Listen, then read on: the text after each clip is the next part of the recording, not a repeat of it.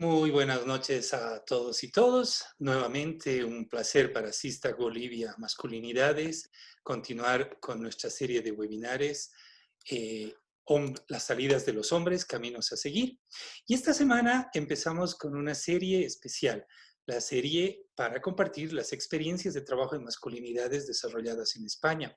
Durante toda esta semana contaremos con invitados especiales quienes nos estarán compartiendo su experiencia, su reflexión, su análisis y propuesta desde España.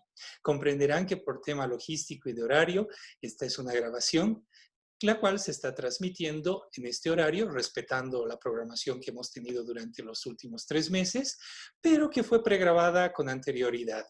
Por ende, no tendremos la posibilidad de recibir preguntas y comentarios a través del chat ni de la transmisión en vivo live. En todo caso, les invitamos a que nos acompañen en esta presentación y posteriormente nos puedan enviar sus comentarios y preguntas para que nosotros podamos generar un futuro espacio de reflexión. Pues bien, el día de hoy me acompaña mi colega Santos Saico. Santos Saico trabaja en SISTAC y será mi cofacilitador durante la jornada. Santos, buenas noches, ¿cómo estás? ¿Qué tal, Jimmy?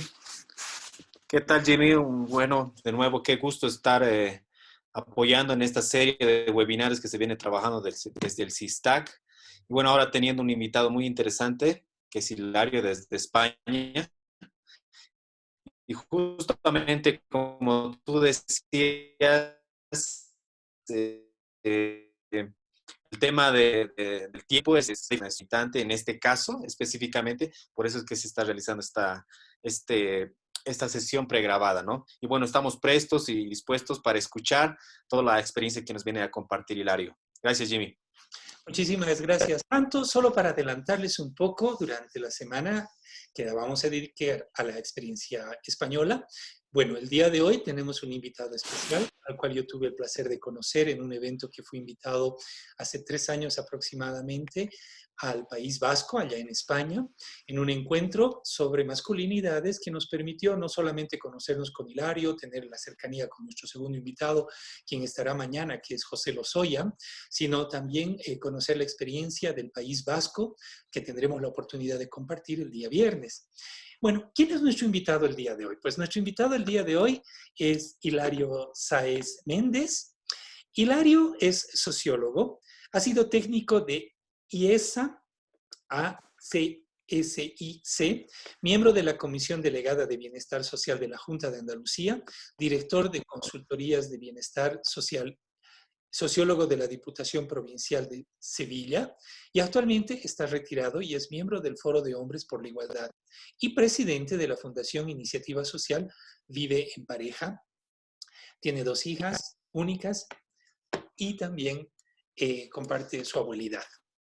Hilario, qué gusto tenerte con nosotros, qué placer estar en este momento, no solamente cruzando el océano, sino tener la oportunidad de, por primera vez en nuestra serie de webinares, contar con la experiencia española. Y creo que seremos de los pocos programas en América Latina que se da el lujo de tener no solo una semana, sino la calidad de invitados. Hilario, buenas noches, ¿cómo estás? Buenas noches, Jimmy. Buenas noches, Santiago. Muchas gracias por la oportunidad y por la invitación para compartir experiencias con los compañeros del otro lado del océano, del que siempre aprendemos, del que siempre aprendemos mucho. La verdad es que desde aquí vemos con envidia la trayectoria tan larga y tan rica que se tiene en toda América Latina y es un placer participar en estos espacios. Hilario, muchísimas gracias por compartir con nosotros este espacio, darte la oportunidad de poder pregrabar este programa, pero además de darnos la posibilidad de escuchar la experiencia que ustedes han ido desarrollando, que también es una experiencia larga en tiempo, muy rica y muy propositiva. Yo te agradezco, Hilario, por acompañarnos en este evento y Santos, te doy la palabra para que puedas comenzar nuestro webinario. Gracias, Jimmy, muchas gracias. Y bueno, ya para comenzar, y agradezco la puesta de tiempo que nos brinda Hilario para compartir la experiencia. Y básicamente yo quisiera iniciar preguntándole a Hilario, ¿cuáles son el trabajo o cuál es el modo de trabajo, si es posible, cuál es así en una breve reseña, por así decirlo, que se viene desarrollando en España, el trabajo con hombres, y cuál ha sido su avance en todo este tiempo, cuáles han sido sus experiencias para ir revisando, para ir teniendo, para ir enriqueciéndonos los que venimos trabajando el trabajo en masculinidades. Y bueno, Hilario, te doy micrófono, te paso y quisiera que nos compartas cuál es el desarrollo que vienen trabajando en España. Bueno, muchas gracias, Santo. A ver, en España como en el resto del mundo, porque desde sus inicios los feminismos son un movimiento globalizado con presencia en todos los continentes y los países, pues los movimientos de hombres que han acompañado este movimiento feminista han estado pues desde las compañías han hecho en sus diferentes etapas, en sus diferentes olas, las llamamos en la tradición así. Aquí en España empieza tan temprano como que tenemos la primera texto, el varón alienado, que se llama, de un sociólogo, Josep Vicent Marqués, que escribió su tesis sobre el tema de masculinidades cuando todavía apenas se hablaba sobre la cuestión, en gran parte influido por los ecos del movimiento feminista que venía de Europa. En el caso de España todavía estábamos recién acabada la dictadura y el movimiento feminista era muy endeble, pero llegó también hacia algunos hombres, ¿no? Y en torno a Valencia ahí se montan los primeros grupos de hombres en los que están pues preocupados un poco por una reflexión sobre la condición masculina, ¿no? Ahí hay una primera etapa que viene pegada, digamos, a los movimientos de liberación sexual y en las que, bueno, hay toda una serie de... perdón, me había despistado porque estaba viendo que no sabía muy bien dónde estábamos. Disculpar, temas de las conexiones de Internet. Vale. Como decía, que hay una primera etapa en la que el tema son las masculinidades, paralelo al estudio de género, el estudio de Women's Studies, de los estudios de mujeres, pues hay también los estudios de masculinidades y los grupos de hombres, y está formado prácticamente por terapeutas, por sexólogos y por activistas sociales que vienen del campo de los movimientos de liberación sexual en general, ¿no? España tiene una tradición muy larga, represiva, sexual, con muy poco respeto por las diversidades en esos momentos, y ahí hay toda una serie de activismos que serán los precursores de los movimientos LGTBI, pero también del derecho al aborto, pero también de la libertad sexual en general. Y gente que está en torno a esta cuestión va a ser la primera que, en contacto con el movimiento feminista, empieza a reflexionar sobre qué hacemos los hombres en esos espacios, ¿no? Ahí hay un primer debate en el que muchos hombres, muchos no, porque en esos momentos son muy pocos los hombres que participan. Había una broma que se contaba que todo el movimiento de hombres que estaba por la igualdad o que era profeminista cabía en un taxi. Decían de broma que si se estrellaba el taxi se acababa el movimiento, porque era realmente un movimiento un meneillo, le decíamos de broma, ¿no? Bueno, en esa etapa, además, el movimiento feminista español tiene muy claro, está en la segunda ola, en el movimiento de la diferencia, y tiene muy claro que es un movimiento de mujeres donde el protagonismo lo tienen que tener mujeres y no quieren hombres en esos espacios. Y se da el caso de hombres que están implicados en la organización de congresos feministas que no pueden entrar a participar en ello, ¿no? Vais a tener a José Ángel Lozoya, que es uno de los protagonistas vivos de esa etapa, que ha protagonizado y ha conocido directamente toda esa cuestión, y seguro que él os cuenta mucho más sobre, por ejemplo, el tema de la lucha por el derecho al aborto, en el que él fue una figura destacada, como en tantas otras cuestiones. En torno a los 90, cuando se cambia de etapa también en los feminismos y empieza después de Beijing a hablarse de mainstreaming, de políticas de igualdad y de violencia de género, es cuando empieza a aparecer lo que se puede llamar un movimiento social de hombres por la igualdad. En esta primera etapa de masculinidades aparece una reacción clara que es el movimiento de derechos de los hombres, que reivindican cuestiones de paternidad, de custodia, derecho a mantener su posición de privilegio en el matrimonio, y esto tiene una tradición y una presencia que en los últimos años ha vuelto a resurgir, ¿no?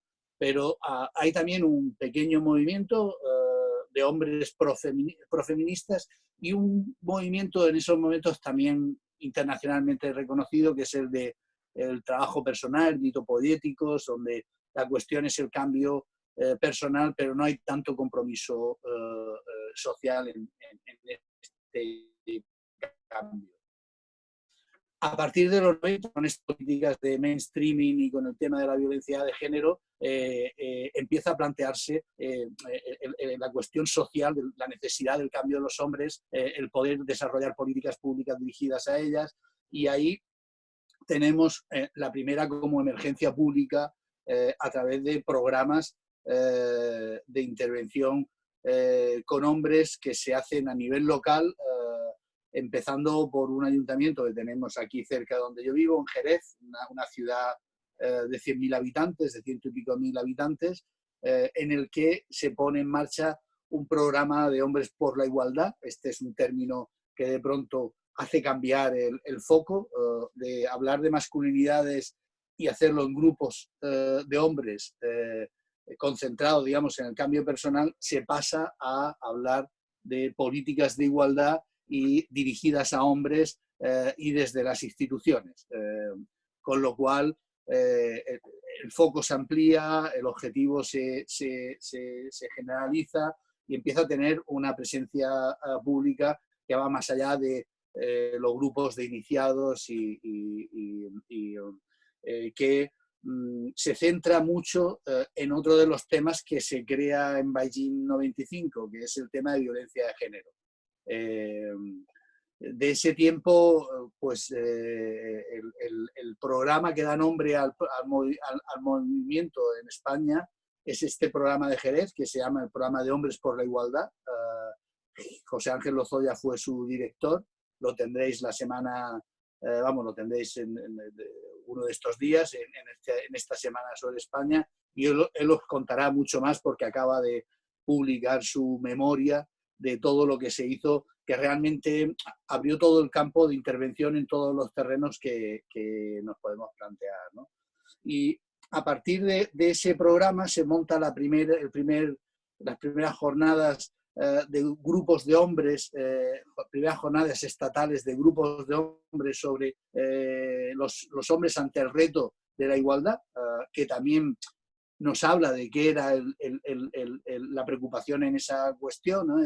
La idea de que los hombres tenemos que hacer un cambio que viene producido por el cambio que están haciendo las mujeres planteando la igualdad, la idea de que la igualdad es lo mismo para hombres que para mujeres, pero que el camino es diferente para hombres que para mujeres, porque los hombres estamos en una posición en las relaciones de género de privilegio y diferente de lo de las mujeres, y por lo tanto hay que hacer también un camino específico para hombres. Y en esas jornadas ya se plantea la necesidad de que los hombres nos manifestemos públicamente contra las violencias machistas. En ese momento hablábamos de la violencia hacia las mujeres, todavía no habíamos asimilado ni siquiera el concepto de violencia de género, que en España en esos momentos empieza a convertirse en algo público porque se empieza a celebrar el Día Internacional contra la Violencia hacia las Mujeres, y hay toda una conciencia social que hace que en determinado momento hay un caso emblemático. Una mujer, Ana Orantes, es asesinada por su marido quemándola, una vez que ella ha denunciado su caso en televisión, y a partir de ahí hay toda una serie de movilizaciones sociales muy parecida a lo que después vimos con el Me Too, y hemos estado viendo en el último año, pero que en España anticipa y lo centra en el tema de el maltrato continuado en las relaciones de pareja. Bien, esto interpela a los hombres, hace que muchos hombres nos planteemos qué tiene que ver esto con la masculinidad y con la forma en que hacemos. Se empiezan a surgir ideas que después se conviertan en eslóganes, por ejemplo, uno que se repetirá mucho por mucha gente, diciendo que el problema, que la violencia de género es un problema de los hombres que sufren las mujeres. En el propio encuentro de principios del año 2000, en 2001, en las jornadas, ese coordinadora de grupos de hombres, ese encuentro estatal de grupos de hombres, nos planteamos un primer objetivo, un primer eslogan, que era el silencio nos hace cómplices, y trabajamos sobre esta idea de que somos los hombres los que tenemos que decirle a otros hombres que no se puede ejercer este tipo de violencia de esta forma, intentando, digamos, que en nombre de una masculinidad que no nos representa, ¿no? Bueno, esto empieza a crecer, a tener más eco, y en torno a 2006 nos damos cuenta de que esto era ya una necesidad con una trascendencia pública, que había calado una lluvia fina de trabajo que veníamos haciendo con charlas, con talleres, con sensibilización del tema, todavía de una forma muy esporádica, poco sistemática, dependiendo de iniciativas personales de gente que, normalmente mujeres, que veían la necesidad también de hablarle a los hombres, de las propias mujeres que planteaban que, bueno, que ellas estaban cambiando, pero que después cuando volvían a casa el marido que tenían era el mismo, ¿no? Y qué pasaba con ellos. Y en 2006 José Saramago, el premio Nobel de literatura portugués, hace un llamamiento y dice que hasta que los hombres no nos impliquemos en esto, el problema no se solucionará, y que tendríamos que hacer manifestaciones de hombres contra la violencia machista. Bueno, en ese momento nosotros estamos en una cosa que se llamaba el Grupo de Hombres de Sevilla, que llevábamos mucho tiempo reunidos trabajando y hablando sobre nuestra condición de género. Esa reflexión nos pilla dialogando en el momento en que asesinan a esta mujer, y nos preguntamos nosotros qué tenemos que decir ahí. Salimos a recoger firmas y a pedir a los hombres que se pronuncien contra este feminicidio, y pues cuando Saramago plantea la necesidad de que hubiera manifestaciones, se nos ocurre convocar la manifestación. La convocamos en Sevilla el 21 de octubre de 2006, y ahí empieza un movimiento que tiene relevancia estatal, que hace que haya grupos en casi todas las provincias en España, en todas las autonomías, que en torno a la fecha del 21 de octubre, emulando un poco las campañas de Lazo Blanco, que para nosotros fue una sorpresa que existieran también, una vez que habíamos hecho las primeras movilizaciones y se me había ocurrido poner un lazo y habíamos elegido el blanco porque era el único color libre que había en ese momento y nos habíamos puesto y habíamos quedado encantados de ver en una expresión que se dice en español, de español de España, en castellano de España, que es descubrir el Mediterráneo. Descubrimos un mar diciendo, esto es necesario, tenemos que hacerlo, y alguien, Luis Bonino, por cierto, el que acuñó la frase de micromachismos, el concepto de micromachismos, que es amigo y que ha estado participando en estos movimientos, nos contó, pero si hay un movimiento que llevan haciendo esto desde hace un montón de tiempo y tal. Nosotros nos maravillamos con aquello, decimos, pero es que hay más gente haciendo, esto no es una cosa de locos que se nos ha ocurrido. Y tuvo un impacto nacional e internacional. En Uruguay, en Montevideo, se replicó la manifestación. A partir de ahí, ese día organizamos siempre cuestiones que movilizan a los hombres contra la violencia machista y le dio un poco un perfil ya más político, de interpelar a los hombres y decir que, bueno, es la igualdad lo que plantea el reto, no las mujeres, son tus dificultades las que se convierte en agresión, por lo tanto, eres tú el que tienes que cambiar, ¿no? No puedes conformarte, no puedes esperar que sean ellas las que dejen de cambiar, porque tú en esa situación harías lo mismo que ellas, que es luchar por la igualdad y luchar por tus derechos, ¿no? Y bueno, a poco fue calando la idea y de un programa local, de un ayuntamiento, de una ciudad, como era el de la de Jerez, empezaron a aparecer más experiencias. Apareció en torno a 2009, creo recordar, aparece Gizonduz, que es la experiencia del País Vasco, que ya es un programa que va dirigido a toda una región que bueno, es una región, pero tiene un carácter de país.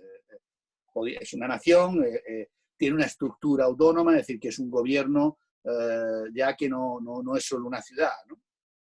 Y aún así, durante toda la década de los 2005 a 2015, la verdad es que las experiencias se han hecho sin una sistematicidad, sin un marco institucional legal que lo recogiera. De 2009 a 2010, cuando se crea un ministerio en España de igualdad, que dura solo 2 años por las crisis que vienen después y por problemas internos de quien lo promueve en ese momento, se crea un servicio estatal con una experiencia de teléfono para informarse y para apoyar el cambio de los hombres, pero no hay una sistematicidad en gran parte porque hasta 2018, hace 2 años, que en España el movimiento feminista hace una huelga impresionante para el país, es noticia internacional, tiene una trascendencia. Realmente las políticas de igualdad se habían reducido, digamos, que a centrarse en la discriminación de las mujeres, en la protección de las víctimas de violencia de género y no tenía una visión tan amplia de las necesidades de cambio del conjunto de la sociedad y que, por lo tanto, tenían que apelar también a los hombres. En esos momentos, hasta esos momentos, hablar de feminismo en España era un problema que afectaba a un sector de la sociedad, no era una política central.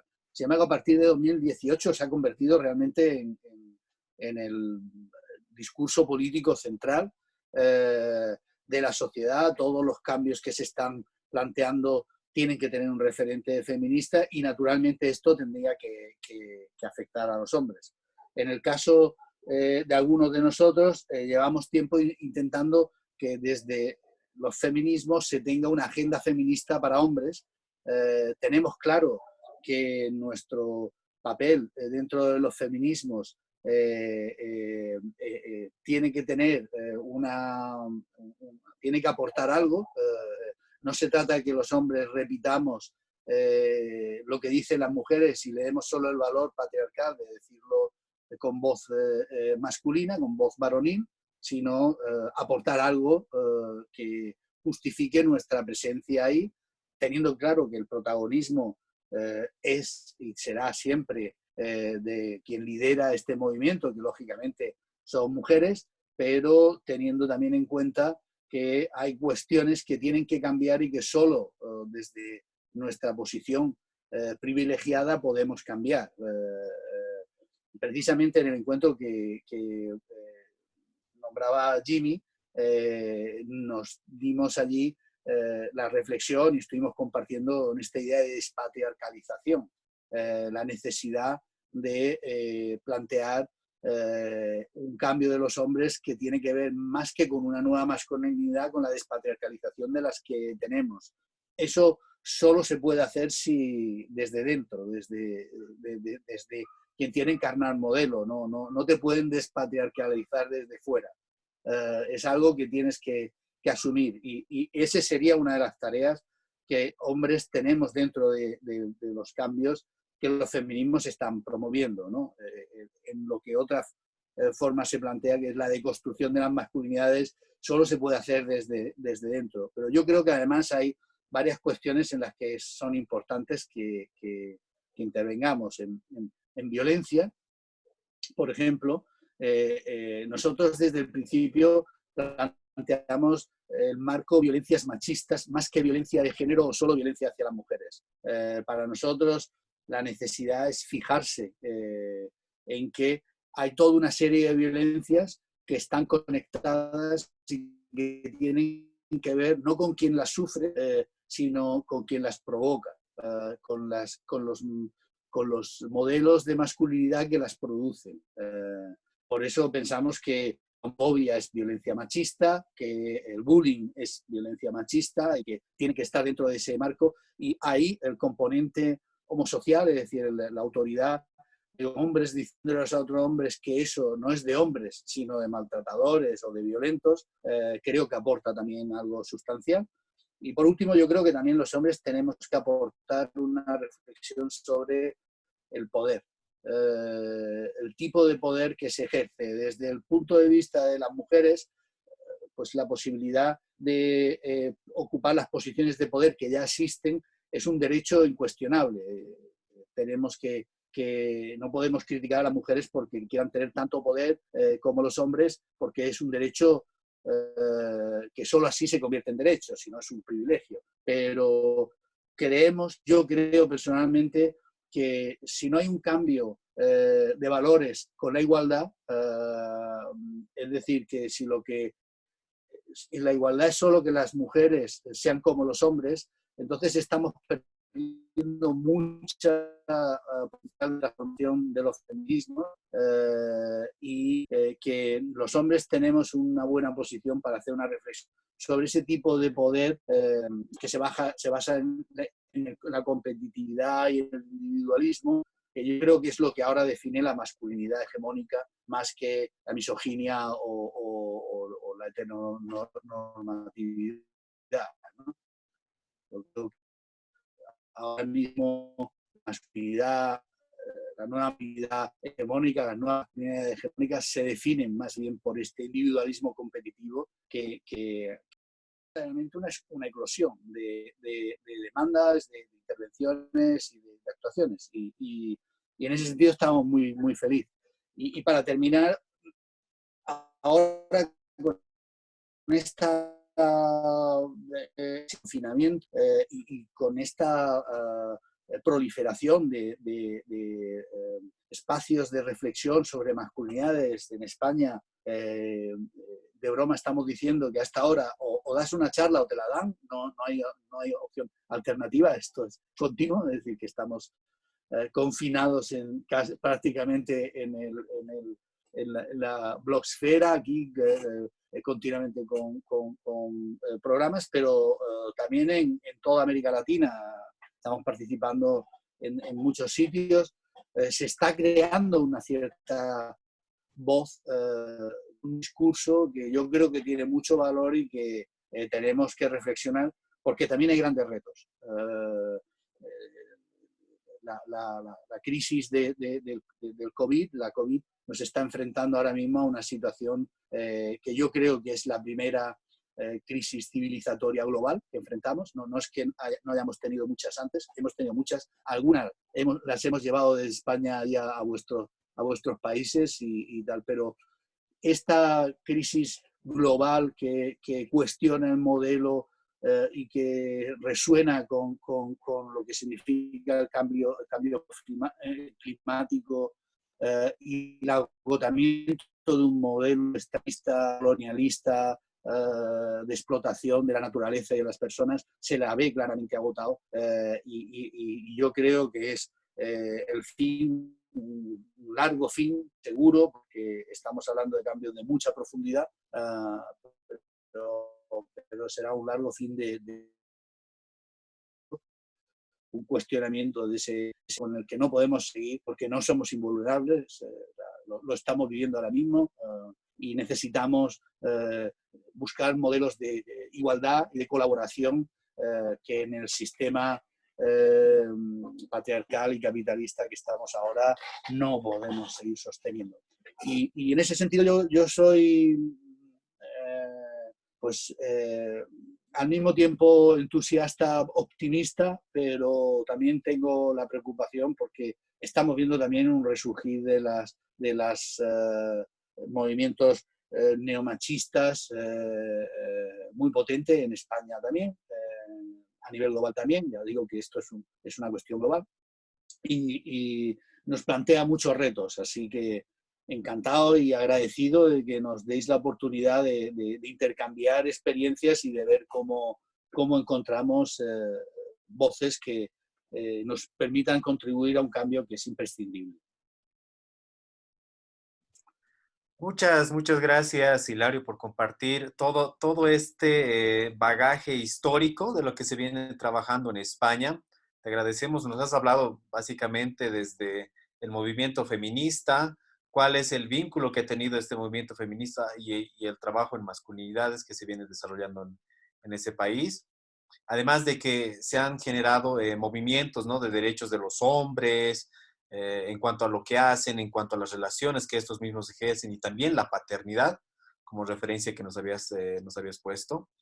Y bueno, de acuerdo a lo que ibas compartiendo, Hilario, sin duda, este momento, la cuarentena global, por así decirlo, la pandemia, ¿no es cierto?, ha hecho que muchos hombres se queden en espacios limitados, ¿no? O sea, no tienen la facilidad de salir a la calle, ¿no? Y tal es nuestro caso que también ahorita, por ejemplo, en este momento, estamos conectados virtualmente, cosa que antes yo creo que hubiera sido un poco más complicado, ¿no? Si es que hubiéramos seguido, si es que hubiéramos seguido en esa rutina de salir, de ocuparte de las cosas personales, del trabajo propio, ¿no? Pero sin embargo, ¿hay algo que rescatar de la pandemia? Claro que sí, justamente este vínculo que se genera en compartir las experiencias que venimos escuchando, ¿no? Y tal es el mismo que tú decías de España, ¿no? Yo quería consultarte, estimado Hilario, en cuanto al trabajo que ustedes vienen realizando, ¿no? Y mucho se ha hablado acerca del trabajo en masculinidades. Tú decías que si bien hay una proliferación, ¿no es cierto?, de charlas que vienen dándose, ¿no es cierto?, en todos lados, si bien no te cuentan, la escuchas, ¿no? Sin embargo, yo siempre digo, y nosotros creemos que hay un vaciamiento de contenido de lo que se viene trabajando en masculinidades.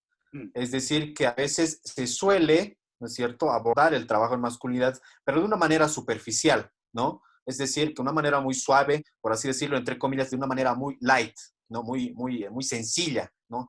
Yo creo que esto va a generar, obviamente, a largo plazo como efecto o tal vez como impacto, una especie de falla, de dura crítica, ¿no? Es decir, del movimiento feminista, que si bien nos tiene en la mirada, ¿no es cierto?, nos tiene a la vista, porque lo que obviamente nosotros, ¿no es cierto? Lo que tú decías, no queremos es caer en eso. ¿Cómo en España se ha estado viendo esta temática de estas charlas sobre el trabajo en masculinidad o trabajo con hombres, ¿no? Pero sin correr y sin caer en ese riesgo de tomar, ¿no es cierto?, a los hombres de una manera muy superficial y no llegarse a cuestionarse profundamente, sino hacer un cuestionamiento muy suave, solamente de roles y que quede ahí en la nada, estimado Hilario. Mm. Bueno, desde el principio hay una reflexión que nos lleva a que, bueno, hay que tener claro de que el cambio que planteamos de los roles de género es un cambio profundo, no es un cambio superficial. Entonces, no se produce con una charla.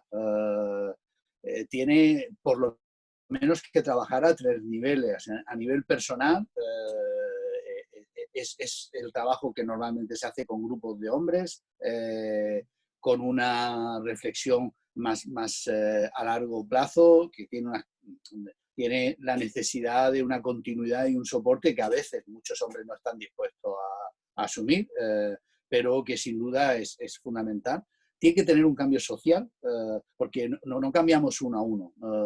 El cambio de los hombres no se está dando de lo personal a lo social y de lo social a lo político. Está haciéndose justo al revés. Esto es una de las características diferentes en este camino que os planteaba respecto a las mujeres. Las mujeres se están empoderando personalmente y sobre esa base construyendo un movimiento social y reclamando poder.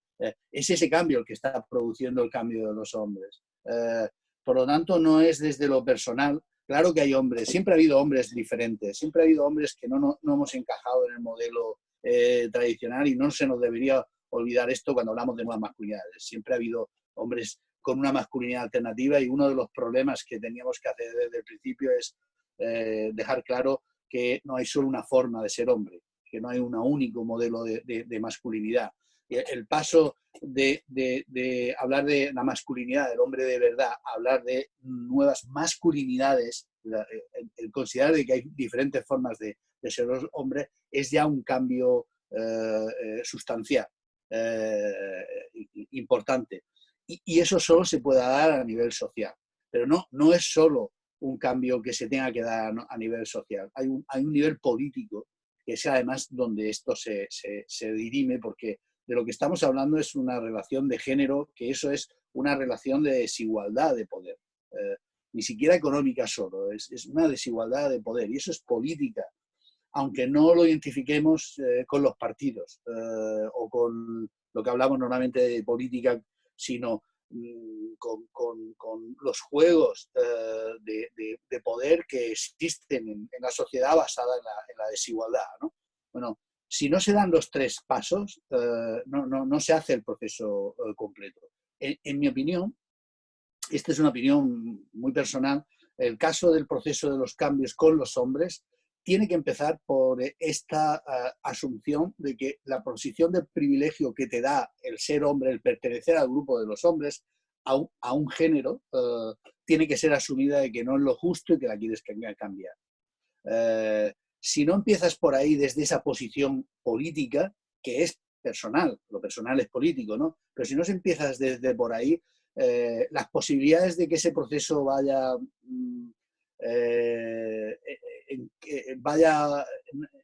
no vaya en la dirección, en el itinerario adecuado, es grande. En términos sociales, por ejemplo, ahora estamos hablando mucho de nuevas masculinidades. Bueno, yo lo llamo discurso de las nuevas masculinidades porque verdaderamente es un término que se ha empezado a generalizar a partir de la utilización publicitaria de algunas de las cosas que los hombres que estamos por la igualdad y nos sentíamos parte de los feminismos veníamos diciendo desde hace mucho tiempo. Incluso de estudios que se han hecho sobre ese modelo y que han hecho que campañas como Unilever pues cambie su política de comunicación y no hable con los machos alfa solos, sino también con los que son diferentes, para venderles también el producto, ¿no? Bueno, a partir de ahí aparece esta idea de las nuevas masculinidades como si por ser nuevas ya sean mejores. Bueno, esto es una asunción peregrina. diría yo, porque hay masculinidades, hay nuevas masculinidades que son peores que las antiguas. Las nuevas masculinidades neomachistas que nacen como una reacción a los cambios que están planteando los feminismos son masculinidades hegemónicas resabiadas que tienen un discurso articulado que además se están utilizando para llegar a las clases populares con mensajes reaccionarios que no se llegan en términos económicos, ¿sí? Bueno, además se olvida de que siempre ha habido masculinidades resistentes, contrahegemónicas, que han rechazado el modelo hegemónico, colonialista, opresor, que también hay que rescatar, ¿no? Pero lo peor que hacen es que a veces plantean que con solo el cambio del discurso ya está el cambio hecho. Y así no es, porque cada vez tenemos más hombres que son capaces de ser políticamente correctos en términos de igualdad y sin embargo reproducen los mismos mecanismos de poder personalmente en su ámbito personal, pero en lo público, allá como acá, seguro que tenéis montones de políticos hablando en los LAS y incorporando el discurso, que se queda en discurso porque no toca el poder. No significa una democratización de ese poder, una horizontalización de ese poder, convertirlo en más colaborativo, no. Sigue siendo una utilización de los discursos para ocupar posiciones patriarcales y reproducir esta cuestión. Así que hay que trabajar en los tres niveles, pero el camino, en mi opinión, empieza por lo político, sigue por lo social y acaba por lo personal, porque además lo personal es el camino más largo. Hay caminos personales, hay gente que lo viene haciendo, hay muchos, yo he hecho también camino personal con grupos de hombres, cada vez hay más hombres metidos en esto. Hay hombres que lo hacen con una honestidad muy clara de no querer comprometerse públicamente en algunas de las cuestiones como la violencia de género, porque creen que es robar protagonismo a las mujeres. Yo no estoy de acuerdo con eso. A mí me parece que los hombres tenemos que comprometernos públicamente, tenemos que estar por la igualdad, incluso cuando no somos igualitarios. Y esto puede ser polémico.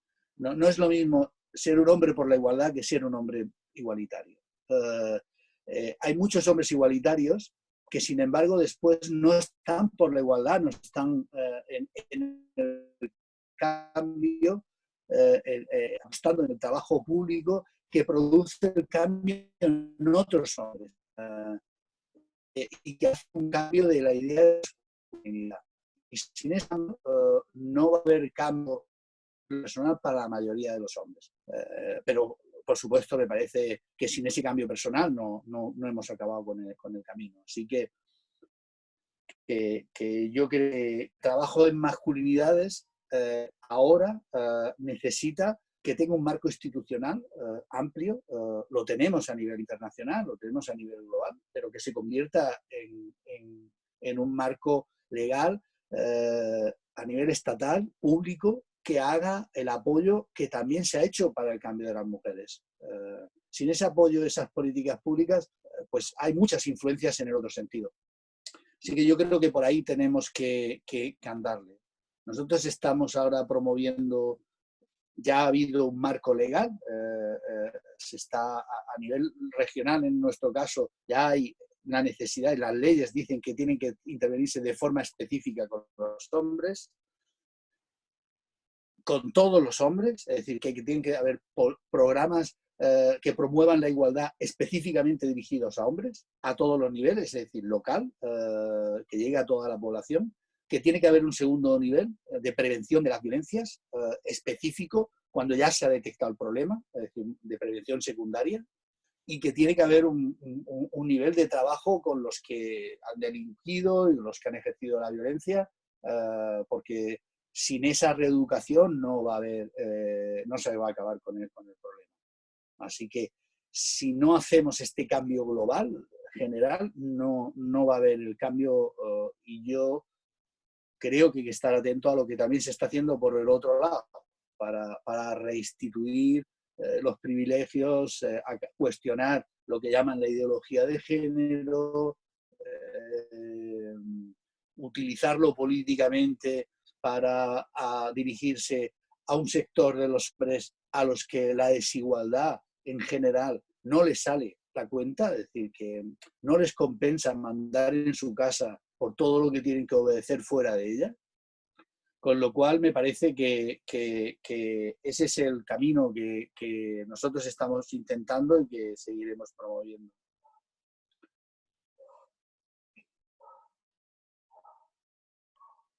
Muchas gracias, Hilario, por compartir. Y es muy cierto lo que tú planteas, ¿no? O sea, que el trabajo en masculinidades, el trabajo con hombres, no solamente tiene que ser, y justamente era mi pregunta dirigida a esa, no es que tiene que ser solamente un cambio superficial, un cambio light, ¿no? Sino que tiene un recorrido, como tú lo planteabas, pasando desde lo político, lo social y este trajín que es un poco más largo, pero que desde el planteamiento es más seguro, ¿no es cierto? Es más estable y más fundamentado, que es lo personal, ¿no? Sí. Y entonces, para no caer algo que tú mencionabas, que me pareció muy interesante, es decir, se habló mucho de las nuevas masculinidades.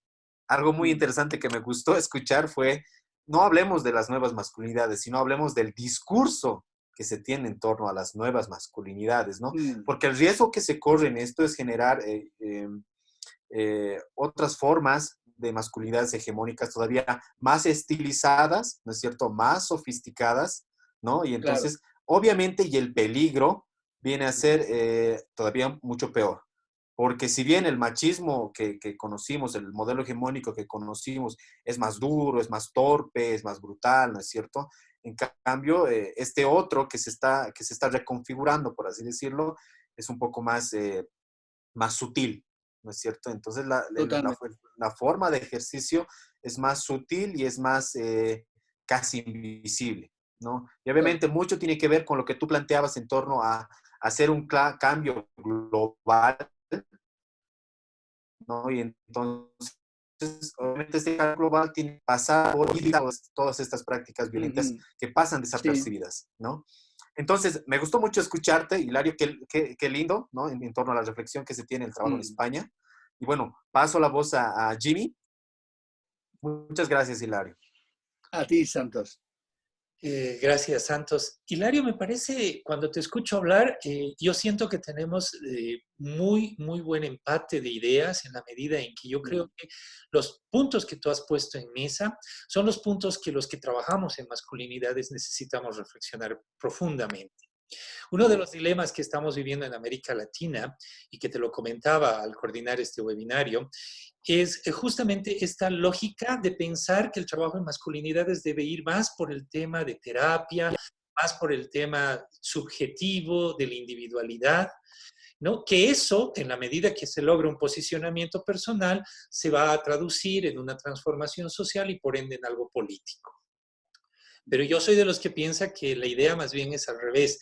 Es importante el trabajo en la subjetividad, es una estrategia de trabajo, pero no es el fin, porque el fin no es que tengamos como espacios de hombres, espacios de sana o de abrazos o de cariños, que es importante para nuestra vida y calidad humana, pero que principalmente aquí lo que estamos es tratando de cambiar una sociedad de desigualdad, una sociedad de marginación, una sociedad racista, porque tú conoces que este es un tema que no solo nos afecta a nosotros, es global por lo que estamos viendo, y por supuesto trabajar y cuestionar pues dimensiones como el capitalismo, trabajar y cuestionar como la colonialidad.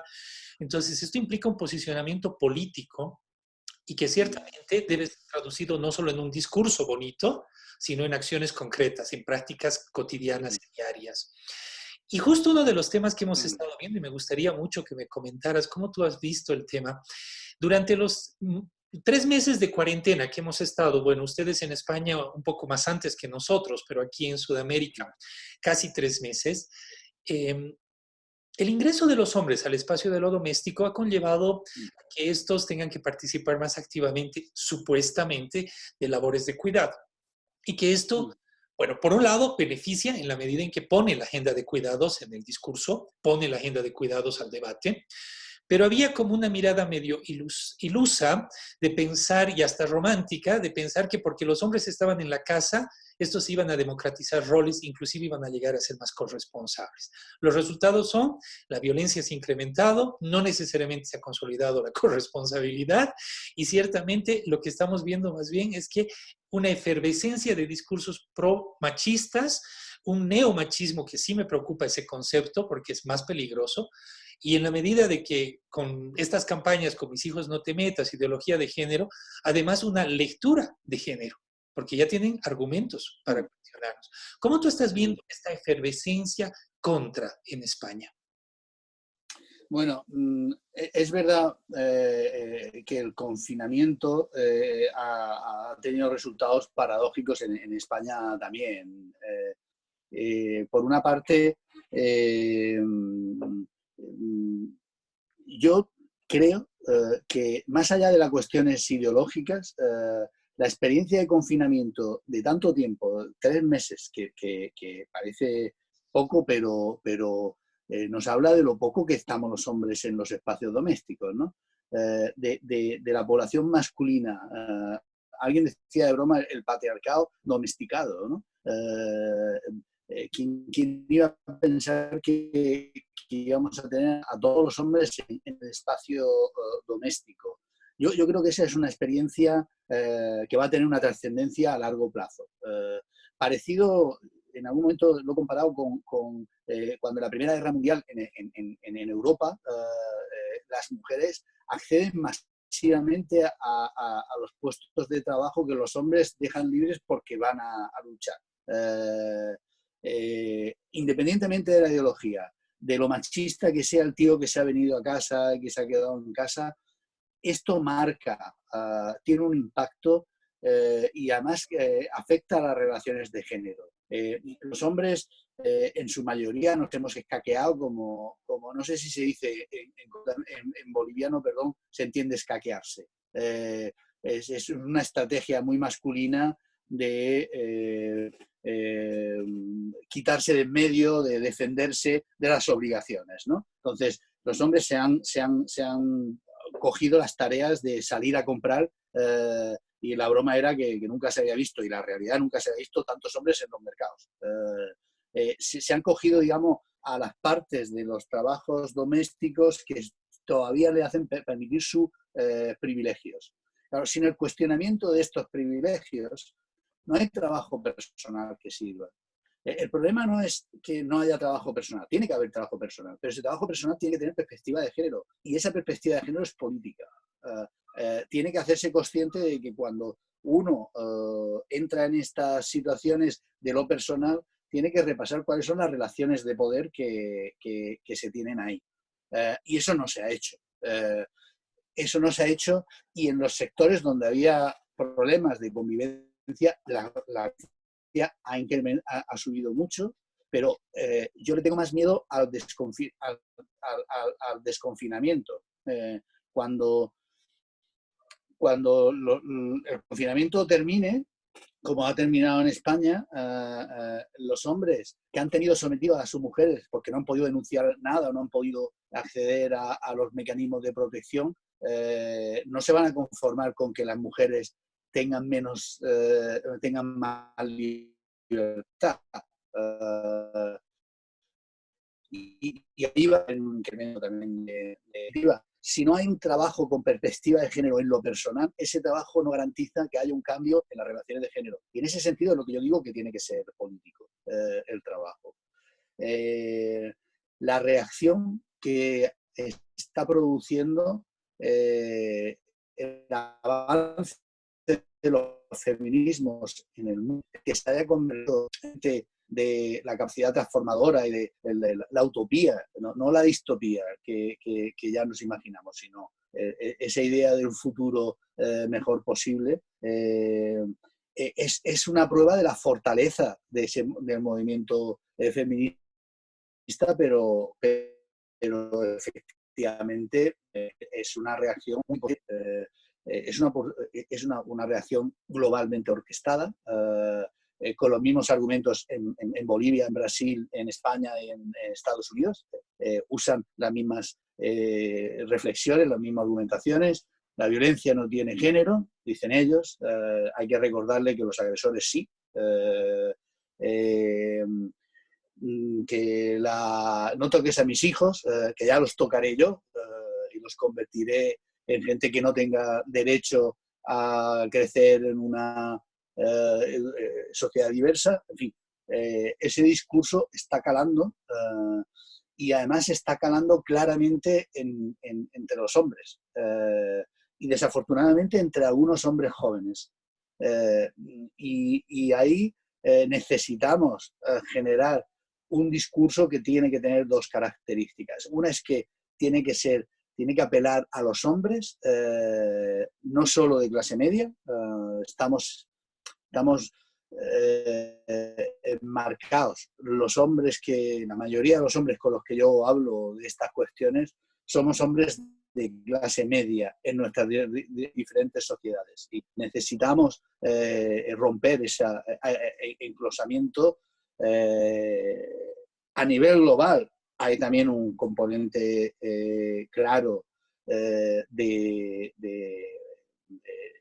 racialización, es decir, que hombres blancos intentando llevar programas de igualdad a otros países es habitual. Yo ahí también tengo mis dificultades con la necesidad que tenemos de aprender de hombres que ocupan ya una posición subalterna dentro de los hombres y que tienen estrategia de resistencia a cimarronas, de defensa de su propia cultura y tal. Es una fuente de aprendizaje y necesitamos, sobre todo, aprender de qué se está haciendo dentro de los movimientos feministas y motivarlas, plantear la necesidad de que desde ahí haya también una voz dirigida a los hombres. En la medida en que los feminismos aparecen como algo construido contra los hombres, plantea una dificultad, y es que pierden una capacidad de transformación profunda de la sociedad. Si no es capaz, no hay mainstream, no hay políticas centrales sin ser capaces de hablarle a la otra mitad de la población. No hay prevención de las violencias machistas si no se trabaja con los hombres. En ese sentido, hay que recordar que ser mujer no basta, pero ser hombre no exime de la responsabilidad de sumar y de participar en este movimiento de transformación y de una sociedad patriarcal que está cuestionando la vida y la dignidad de las personas. Estamos hablando de, efectivamente, el cuestionamiento de la propia vida. Es un problema de especie. Lo estamos viendo con el COVID. Lo que está pasando es que nos estamos acostumbrando a que la gente que está en nuestro entorno muera. Ya a nivel global lo teníamos. En el primer mundo, en el llamado primer mundo, estamos acostumbrados a que la gente se muera porque no la vacunan con sarampión, para el sarampión, que ya tenemos la vacuna, no hay que esperar nada, ¿no? Ahora tenemos que verlo de nuestros padres y de nuestros abuelos, que son abandonados y dejados a morir porque no hay una vacuna ni un tratamiento que los cure, ¿no? En ese sentido, yo creo que sí que es importante que el discurso feminista no solamente hable de la discriminación de las mujeres, sino de una transformación social que cuestione todo el modelo patriarcal, que es lo que yo creo que está afortunadamente en crisis. Justamente yo estaba haciendo un poco la revisión en torno al trabajo desde las propuestas feministas. Y vos sabes que aquí en América Latina también ha salido una reivindicación muy fuerte con el tema de lo comunitario, ¿no? Con una propuesta desde el feminismo comunitario, el ecofeminismo, la economía feminista con el tema de cuidados. O sea, sí me parece que estamos en un momento interesantísimo en cuanto a la propuesta feminista también está siendo muy clara que es una propuesta política de transformación social y cultural. y que no es solamente una reivindicación específica de un sector, que sí es el eje en el que se construye, pero que por supuesto reconoce el otro elemento. Y por eso creo que es súper importante construir puentes de diálogo con los feminismos para poder lograr avanzar no solamente en reflexiones, en discursos, sino en propuestas de transformación. Ellas ya constituidas como movimiento, nosotros todavía como colectivos, tal vez en proceso de configurar esto, necesitamos justamente crear esos puentes. Me parece muy importante lo que acabas de mencionar. Santos, querías comentar y preguntar. Justamente a lo que nos iba diciendo en cuanto al trabajo que se realiza en España y nos comentaba, yo quería consultarle a Hilario, ¿no? ¿Cuáles son los caminos que se vienen a seguir, ¿no? Porque tú nos has comentado que el trabajo que se realiza hay que hacerlo desde lo político, ¿no? Lo político es lo personal. Y entonces, ¿cuáles son los desafíos que quedan todavía a futuro para seguir trabajando? Porque si bien hay poder, ¿no es cierto? Bueno, se ejerce poder, siempre va a haber resistencia y viceversa. Si es que hay resistencia, siempre va a haber ejercicio de poder. En esta lógica, ¿cuáles son los caminos pendientes o los desafíos a seguir a futuro, estimado Hilario? Bueno, a ver, digamos que hay un debate que tiene que ver con las estrategias, con cómo hacerlo, y hay un debate que tiene que ver con los temas, con la agenda. ¿Qué cosas habría que plantearse? Por hablar de las estrategias. A mí me parece que en estos momentos es fundamental, efectivamente, interpelar a los feminismos, a estos feminismos comunitarios, decoloniales, de los que aprendemos tanto, y desde ahí lograr que el debate del cambio de las masculinidades y por tanto de los hombres sea un tema de los feminismos. Ahora se está revisando Beijing más 25, se está viendo qué pasó, que el planteamiento ahí. Yo he hecho en falta que no haya solo una recomendación general de la incorporación de los hombres al cambio por una sociedad más igualitaria, sino que haya un planteamiento de un objetivo más específico, con una idea más concreta de que tiene que haber políticas específicas para los hombres, no digo exclusivas, pero sí específicas, donde se trabaje la masculinidad, y que esto tiene que estar metido en la agenda global de la agenda del feminismo global. Para eso necesitamos dos cosas. Por una parte, a nivel local, hay que pensar localmente. A nivel local necesitamos estrechar relaciones, compartir trabajo con el movimiento feminista, que por lo menos en España no se ha dado hasta ahora. Tengo que decir que en otras partes de Europa sí hay esta tradición, y uno puede ver el Partido de Iniciativa Feminista sueco, donde la participación de los hombres está naturalizada. Como siempre, son minoría, pero no es problemático. Nadie se pregunta quién es feminista. El debate no es quién es más o menos feminista. Para mí este es un debate sobre el sexo del sujeto del feminismo, muy parecido al debate sobre el sexo de los ángeles. Es inacabable, y además solo llama al fraccionamiento y al enfrentamiento interno que nos debilita, ¿no? El debate es qué feminismo queremos. Y ese feminismo tiene que ser incluyente, tiene que ser comunitario, tiene que ser decolonial, tiene que ser ecofeminista. En ese sentido, tiene que trascender lo binario entre masculino, femenino, que además ya estamos más allá de él en todo lo que tiene que ver con lo identitario, ¿vale? Entonces, esa estrategia requiere que planteemos, nosotros lo estamos haciendo en este término, desde la fundación en la que yo trabajo, planteamos la necesidad de generar agendas feministas para hombres.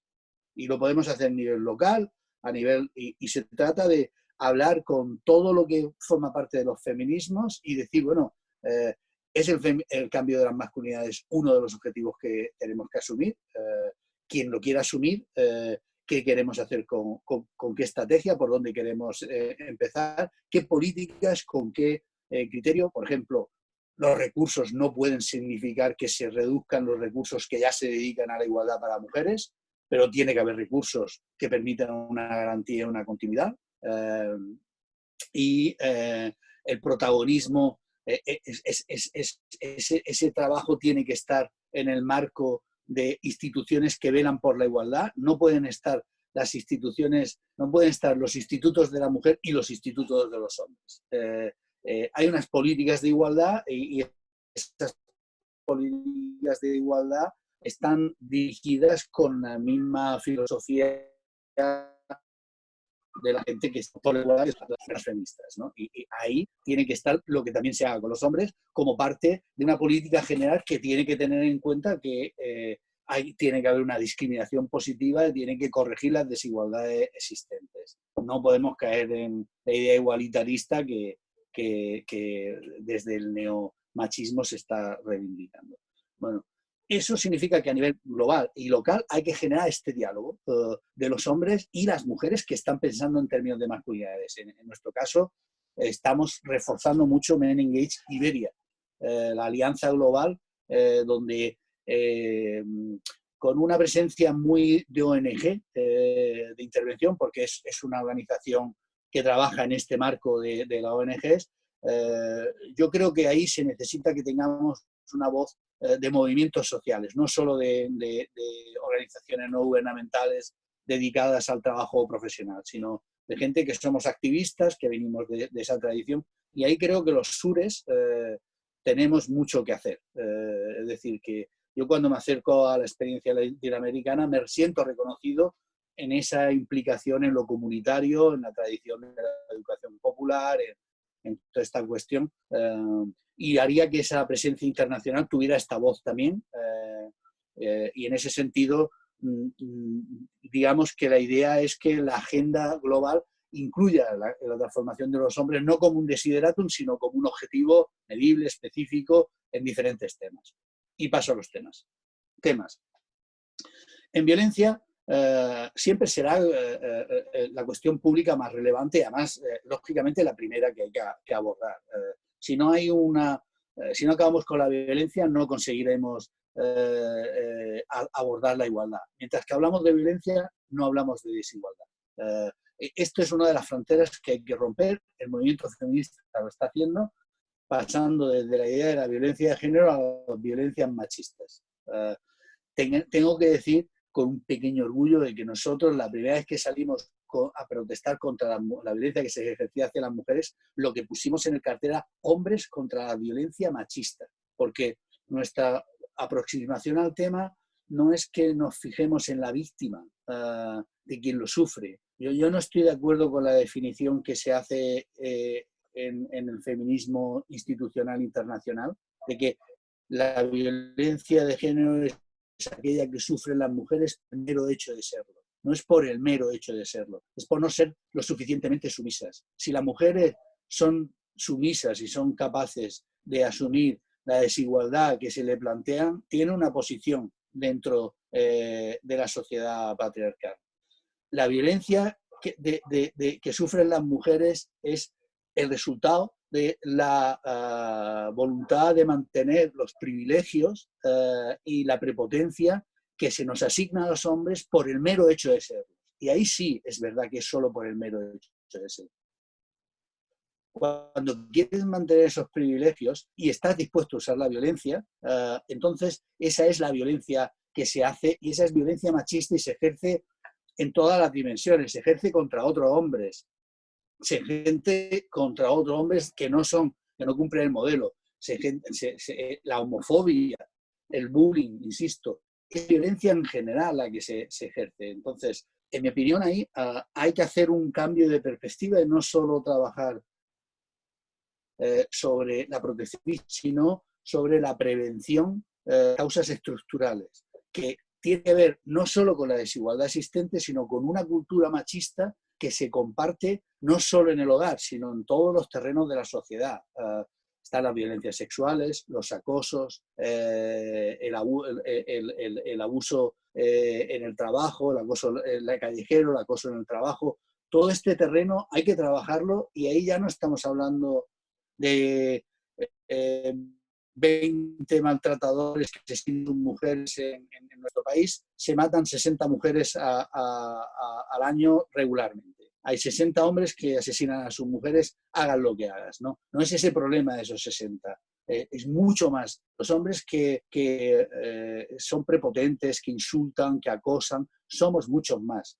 Y todos los hombres lo hemos hecho en alguna medida. Y si no somos conscientes de eso y no llegamos a conciencia, es difícil que asumamos realmente otros aspectos de la igualdad.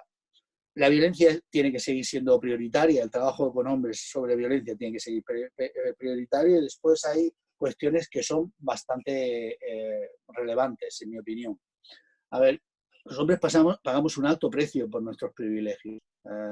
Nos morimos más, nos morimos antes. En el COVID se está viendo, los hombres nos contagiamos más y nos morimos antes con el COVID. Pero también pasa en cualquier otra situación. Bueno, se trata de cómo ligar los privilegios a esos costes. Por ejemplo, en el caso de las paternidades, que es uno de los temas donde los hombres estamos más sensibles y nos planteamos, porque ya no es lo mismo que antes. Antes a mi padre le decían, a mí me decían, cuando venga tu padre te vas a enterar. Pero el que no se enteraba era mi padre, porque mi padre estaba trabajando todo el tiempo. Ahora tú no ejerces la paternidad en esos términos.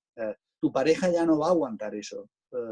El que tú le críes, el que ella te cría a los hijos como tú quieras. Entonces, si te quieres implicar en las parejas, en el crecimiento y no perder la relación de paternidad con los hijos, aquí las rupturas familiares están creciendo muchísimo y la desaparición de los padres empieza a parecerse a Estados Unidos, donde hay millones de hogares donde no hay un hombre, no hay un padre. El padre aparece de vez en cuando para reivindicar no sé qué o para llevarse al niño de juerga, pero no está para educar, no está para ejercer su papel y su función, ¿no?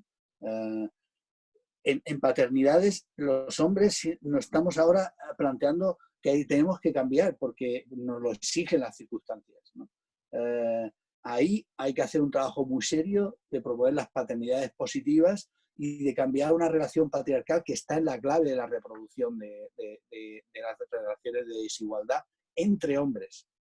Entre hombres. Nosotros aprendemos la desigualdad entre nosotros, no con las mujeres. Y es con nuestro papá con quien aprendemos a que no cabemos los dos en la misma calle, y de ahí viene el complejo de Edipo, ¿no? El problema no era Edipo. Edipo mató a su padre porque no lo reconocía. El problema era el miedo de Layo, su papá, que tenía miedo a que éste lo matara para quitarle el puesto de poder que tenía.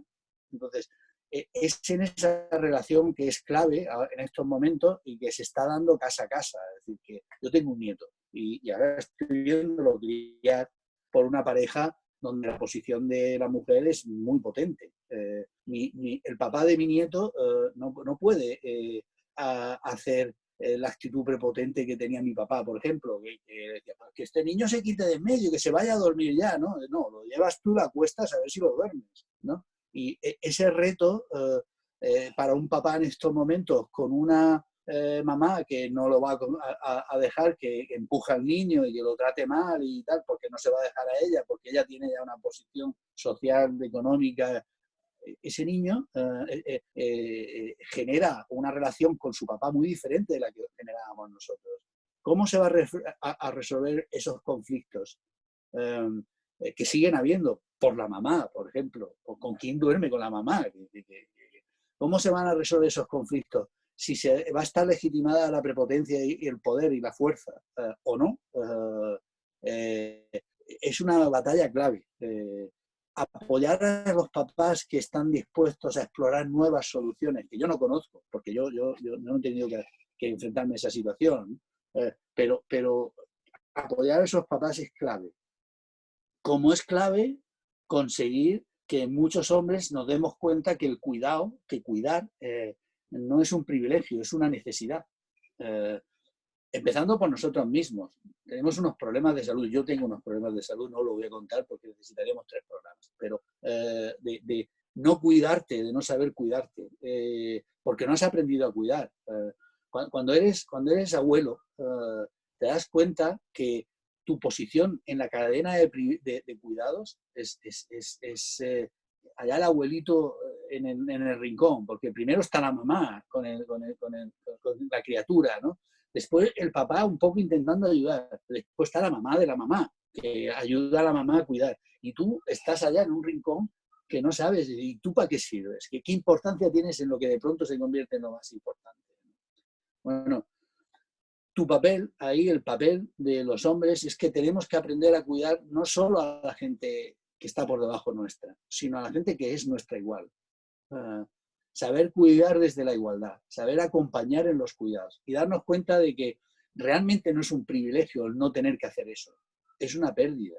Es una pérdida porque nos deja aislados, no nos permite a cuidarnos a nosotros mismos y nos plantea una dificultad muy grande porque nos hace sentirnos autónomos e invulnerables, independientes e invulnerables, como los superhéroes. Y no lo somos. No lo somos. Ahora, cada uno encerradito en su casa, viendo cada día lo que es realmente esencial, nos podemos dar cuenta de que cuántas cosas nos estamos perdiendo. Yo creo que de este confinamiento va a salir mucho, de esta experiencia va a salir mucha gente con problemas de violencia, pero creo que también ha habido muchos hombres que hemos descubierto oportunidad de disfrutar parte de una vida que nos estamos perdiendo. Y en ese sentido yo creo que ahí hay un camino en el cuidado que también hay que explorar con los hombres y que hay que trabajar. Y dentro de esos cuidados es muy importante el tema laboral. Estamos entrando, por lo menos en los países del nivel de desarrollo nuestro, en España, creando una gran masa de hombres educados para ser los que totalmente ya no tienen un papel en la sociedad, no son los que traen, porque se ha deslocalizado la industria, se lo han llevado a otros países, a China y tal, y esta gente tiene un problema bien grave. De pronto se dan cuenta que las cuentas no les salen, los privilegios masculinos no compensan ya, porque no tienen nada que compensar, están marginados y yo creo que ahí hay que hacer un gran esfuerzo de darse cuenta de cuáles son todo el tema de los cuidados, poner el cuidado de la vida en el centro y aprender que enseñar a los hombres que tenemos un papel que asumir ahí importantísimo. Así que yo creo que en esos temas hay mucho que hacer, que sería lo social, y hay un tema que es fundamental, que es el sexual. La sexualidad de los tíos tiene que cambiar. Tenemos que haber una sexualidad más depredadora, más desvinculada de los cuidados, de una sexualidad cada vez más sin sentido, sin consentimiento, impuesta, sin respetar la voluntad ni preocuparte de los deseos de la otra persona, de gente que ha aprendido el sexo a través de la pornografía y de una industria sexual muy, muy potente. Yo creo que tenemos que ser cada vez más libres, más disfrutones, pero que no hay que confundir liberación con... no hay que confundir libertad con liberación, con hacer un negocio de la sexualidad. Estamos en una sociedad hiperestimulada en los deseos, consumista, por tanto, enganchada a la excitación y la descarga, y por ahí estamos construyendo a niños hiperactivos con unos problemas de atención muy grandes y con un problema realmente serio. Entonces, el tema de la sexualidad es también algo que tenemos que trabajar entre los hombres, porque si no, no habrá un cambio real. Muchas gracias, estimado Hilario. Qué lindo escuchar, la verdad. Escuchar y hay cosas que realmente, como dijo Jimmy, hay cosas que hay una especie de sincronía en lo que tú ibas diciendo y lo que nosotros venimos trabajando acá en Bolivia, específicamente en el SISTAC. Y bueno, alegre de escucharte. Es una lástima porque el tema del tiempo es una limitante, una gran limitante, ¿no es cierto? Porque no nos da todavía más espacio para seguir escuchando, para seguir conversando, para seguir intercambiando, ¿no? Entonces, ojalá que podamos contar en un próximo webinar para escuchar esto último que decías, hablar de la sexualidad de los hombres, ¿no? Porque si bien en un principio hablábamos de la sofisticación de los neomachismos, también hay este otro lado que hay una especie de apuntalamiento del modelo hegemónico machista, ¿no es cierto?, que está todavía más fuerte y que se está mostrando a través de organizaciones, de agrupaciones que vienen a hacer un fuerte frente más agresivo, ¿no es cierto? Y ya no con una mirada así muy vana, sino con una mirada muy estudiosa, por así decirlo, de los que venimos trabajando en cuanto a la igualdad y equidad, ¿no?